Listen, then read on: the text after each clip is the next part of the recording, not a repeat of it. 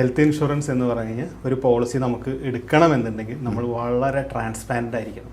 എല്ലാ കാര്യങ്ങളും നമ്മൾ ഹെൽത്തിനെ കുറിച്ചുള്ള എല്ലാ സംഭവങ്ങളും ട്രാൻസ്പാരൻ്റ് ആയിട്ട് ആ കമ്പനിയുടെ അടുത്ത് നമ്മൾ ഡിസ്ക്ലോസ് ചെയ്യണം. നമ്മളെല്ലാം പറയണം. അന്ന് മാത്രമേ നമുക്ക് ഫ്യൂച്ചറിൽ ആ പോളിസി ഭാവിയിൽ നമുക്ക് ക്ലെയിംസിൻ്റെ കാര്യമാണെങ്കിൽ എന്ത് കാര്യമാണെങ്കിലും നമുക്ക് ക്ലിയർ ആയിട്ട് പോകാൻ പറ്റുള്ളൂ. അപ്പോൾ ഹെൽത്ത് ഇൻഷുറൻസ് എന്താണെന്നുള്ളത് ഫസ്റ്റ് ചോദ്യത്തിൽ ഞാൻ ആദ്യം കുറച്ചും കൂടി ഒരു ക്വസ്റ്റിന് എക്സ്പാൻഡ് ചെയ്ത് പറയാം. ലൈഫ് ഇൻഷുറൻസ് ഉണ്ട്, ജനറൽ ഇൻഷുറൻസ് ഉണ്ട്, ഹെൽത്ത് ഇൻഷുറൻസ് ഉണ്ട്. എല്ലാവർക്കും സംശയം വരുന്ന ഒരു സംഭവമാണ്. ഒരു ഇൻഷുറൻസ് ഏജൻറ്റ് നമ്മളെ അപ്രോച്ച് ചെയ്യുമ്പോൾ ലൈഫ് ഇൻഷുറൻസ് ആണോ, നിങ്ങൾ ജനറൽ ഇൻഷുറൻസ് ആണോ, ഹെൽത്ത് ഇൻഷുറൻസ്. ലൈഫ് ഇൻഷുറൻസ് നമുക്ക് എല്ലാവർക്കും അറിയാം, ഡെത്ത് സംഭവിച്ചാലോ അല്ലെങ്കിൽ മെച്യൂരിറ്റി വരുമ്പോഴാണ് നമുക്ക് കാശ് കിട്ടും.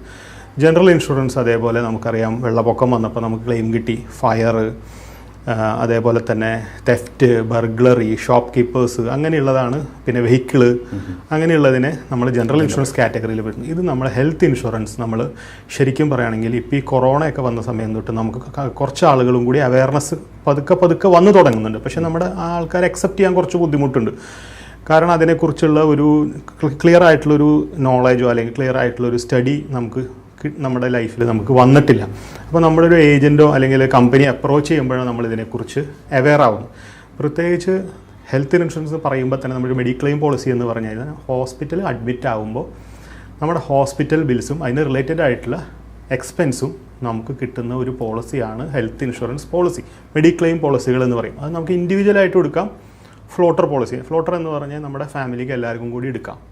അങ്ങനെയാണ് ശരിക്കും ഹെൽത്ത് ഇൻഷുറൻസ് പോളിസി എന്ന് പറയുന്നത്.